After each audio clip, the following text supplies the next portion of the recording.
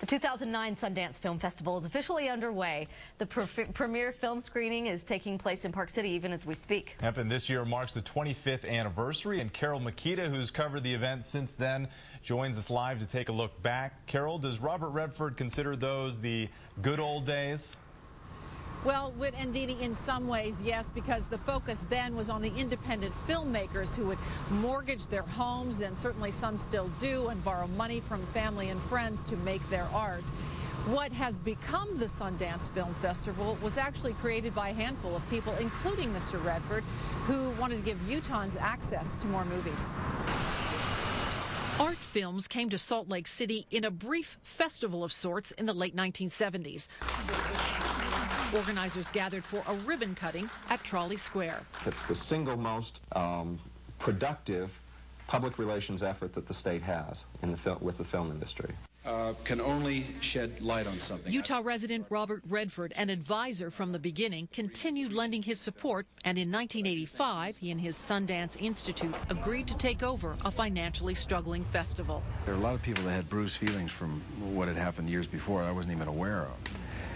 So we tried it, and there was like mixed support. 10 years later, Redford remembered the risk, the fear, and little support. First year, we had an attendance of roughly 400 people, and all signs indicated that this was probably going to be one of the great tank jobs of all time. Soon, Sundance Films attracted Hollywood stars. No one in those early days could have imagined this scene.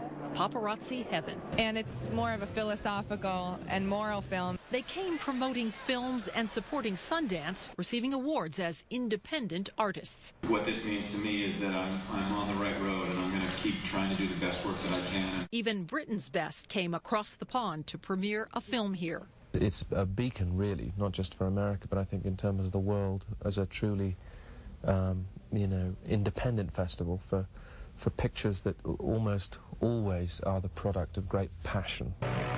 Festival organizers say it still maintains its original intent, providing a place for independent filmmakers to showcase their art. Getting in makes you feel like it was all worth it, all the risk, all the financial burden, everything, it's a really good feeling. Robert Redford is given credit from filmmakers throughout the world for his vision.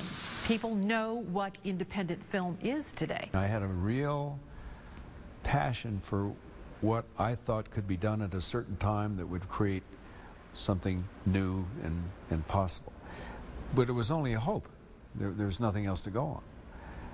So those are scary times, but you go through them because you believe in them. Last year, Robert Redford wore a button to the opening news conference, which read "Focus on Film," meaning not on the stars and the parties. This year, he told me he's not going to wear it again, hoping that everybody got the message. We'll have more on Sundance tonight on Eyewitness News at 10. I'm Carol Makita, reporting live.